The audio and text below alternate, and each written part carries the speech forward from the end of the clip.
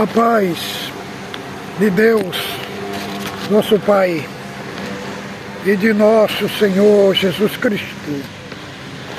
Este é um canal de opinião, reflexões e análises bíblico. Você que não é inscrito no nosso canal, mas que assiste os nossos vídeos, por gentileza é só clicar aí abaixo e você se inscreve no nosso canal e você recebe os nossos vídeos de primeira mão. Deus abençoe a todos que têm compartilhado nossos vídeos, têm feito seus comentários, porque é muito importante para o canal. Irmãos, tem muita gente desinformado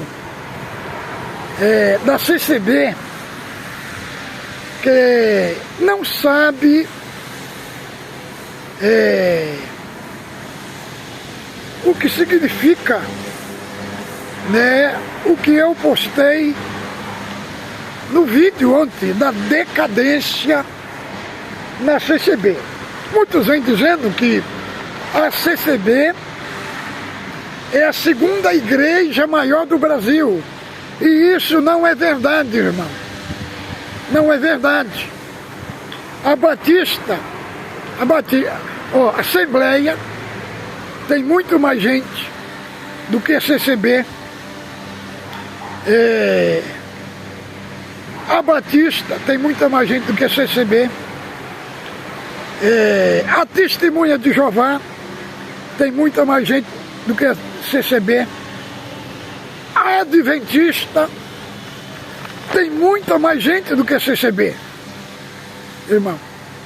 E falar que tem 24 mil templos, isso não significa que os templos estão cheios, irmão.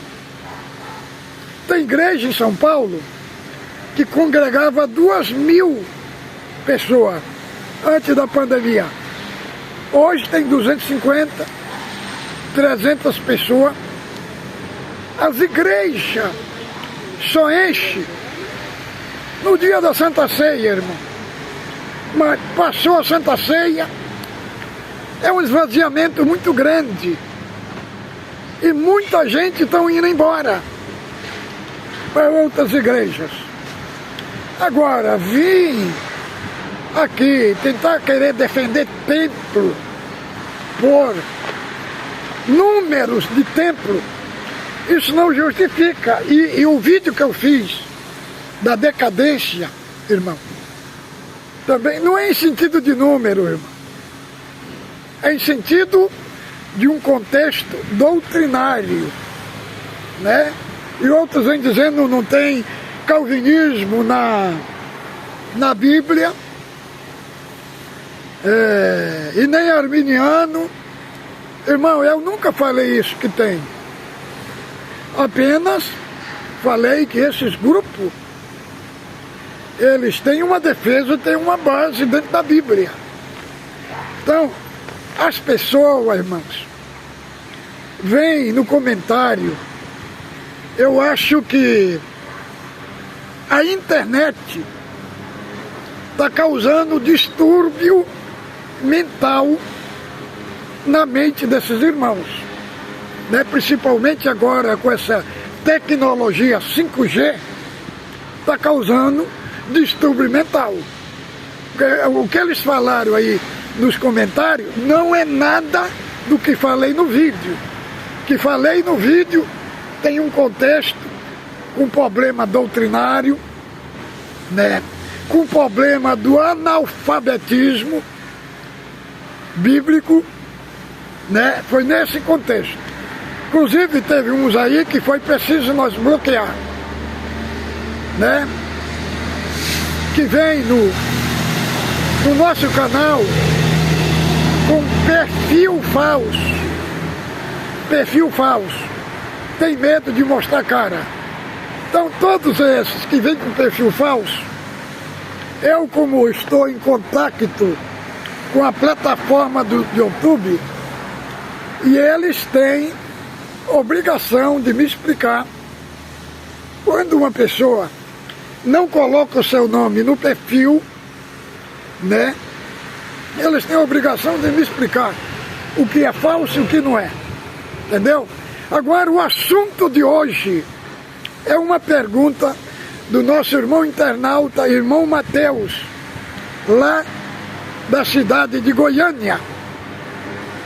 Ele pergunta: por que em Tiago está escrito que o espírito que em nós há tem ciúme? Vamos ler aqui. Tiago capítulo 4, do verso 5 ou 6. Ou supondes que em vão afirma a Escritura, e com ciúmes que por nós anseia o Espírito que Ele fez habitar em nós, antes da maior graça, pelo que diz: Deus resiste ao soberbo, graças aos humildes. Sujeitai-vos, portanto, a Deus, mas resisti ao diabo, e ele fugirá de vós. Então, é este o assunto que nós vamos abordar no vídeo. Sem dúvida, é correto dizer que Deus tem ciúme de nós? Há vários textos bíblicos que mostram Deus como um marido que tem ciúme do seu povo, que frequentemente é apresentado na Bíblia pela figura de uma esposa. A Bíblia deixa claro que Deus não aceita dividir a sua honra e a sua glória com ninguém. Os 2 primeiros mandamentos falam justamente sobre isso. Nele Deus proíbe que seu povo tenha outros deuses diante dele e pratique a idolatria. O motivo disso é que Deus é zeloso. Êxodo capítulo 20, do verso 3 ao 5. Nesse contexto, a palavra zeloso, no sentido de um ardor emocional que zela e que preserva. Então, as passagens bíblicas que dizem que Deus é zeloso significa basicamente que ele tem ciúme. Êxodo 34, 14. Mas muitas vezes Israel desprezou o zelo do Senhor e se tornou alvo de seu juízo. Números 25, verso 11. O profeta Ezequiel, por exemplo, teve uma visão das abominações em Jerusalém, que provocava ciúme em Deus. Ezequiel, capítulo 8, do verso 3. Para Deus, idolatria é adultério espiritual. Então, quando a nação de Israel cultuava outros deuses, ela era vista pelo Senhor como uma mulher adúltera. E é neste contexto que Deus é apresentado na Escritura como um marido indignado. Ezequiel 16, verso 38 e 42. No Novo Testamento, o apóstolo Paulo adverte os crentes a não provocarem o ciúme do Senhor através de qualquer idolatria. 1 Coríntios 10, 22. Deuteronômio 32, 16 e 21. O ciúme de Deus. O ciúme de Deus não é como o ciúme humano, mas é preciso entender que o ciúme de Deus por nós não pode ser entendido sob a base de um ciúme humano,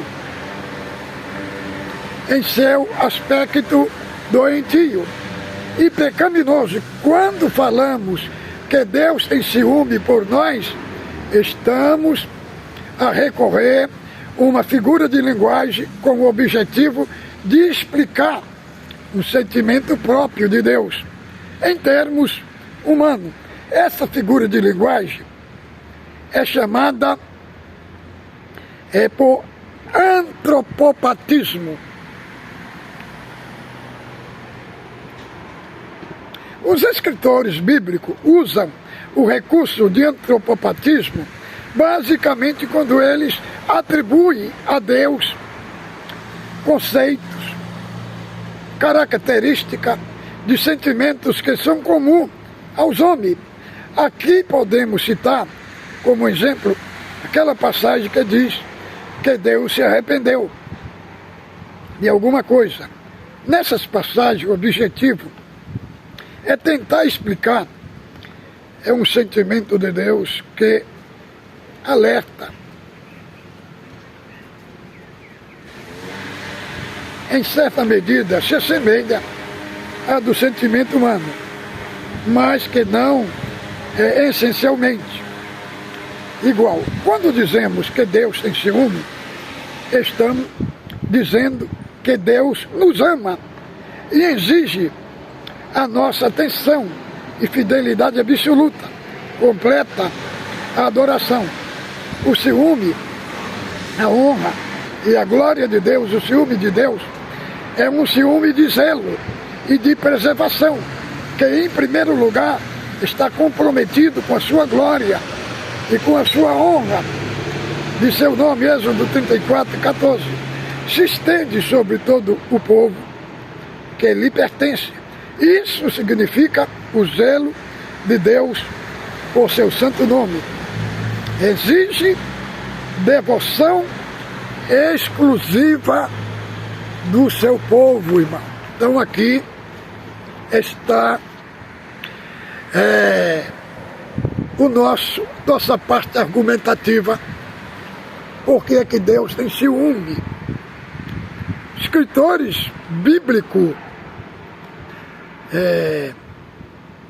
usa uma linguagem do antropopatismo. É quando se coloca sentimento humano em Deus. Como Deus está na eternidade e a linguagem da eternidade nós não conseguimos entender, então os escritores escreveram a escritura, irmão, em uma linguagem humana, em uma linguagem em que nós podemos compreender. Como os escritores eles colocam, a revelação de Deus é como uma babá falando na linguagem de um bebê, de uma criança. Então, essa é a linguagem bíblica que Deus usa na Escritura para se comunicar com os humanos. Então, é usado os escritores usam essa linguagem, irmão, literária, que chamamos de antropopatismo, quando se coloca sentimento humano em Deus. Então Tiago, quando escreve aqui sua epístola, principalmente esse assunto que estamos abordando, do capítulo 4, ele tem em mente a Torá, tem em mente lá 34 de Êxodo, né? E 20 também de Êxodo, e 18 de Ezequiel, que fala do ciúme. Então, no hebraico, irmão, a expressão é zelo de Deus, e é traduzido como ciúme, né? O ciúme de Deus não é como o ciúme humano, como o ciúme doentio, né? Como uma coisa mal, entendeu? O ciúme de Deus aqui é o zelo que Ele tem de nós. E Ele não nos reparte, não nos divide com ninguém. Por isso é que Ele é apresentado na Escritura Sagrada como um marido amoroso, um marido que cuida do seu povo, da sua igreja, que preserva, entendeu? Então, é nesse sentido que o escritor é colocado aqui o ciúme de Deus. E o Espírito que está em nós tem ciúme, querendo dizer, ele tem zelo de nós. Ele nos preserva, ele nos guarda, ele nos imuniza. Então, é nesse sentido que significa que Deus tem ciúme por nós. E aí, Tiago continua fazendo que Deus dá maior graça para os humildes. Deus resiste ao soberbo, mas dá graça para os humildes, daquele que o seu caráter está associado a Deus, irmão. Então, é neste sentido que eu trago também este vídeo, nesse dia de hoje, respondendo a pergunta do nosso irmão Mateus, lá em Goiânia. Fique com Deus. Ósculo Santo no vosso coração.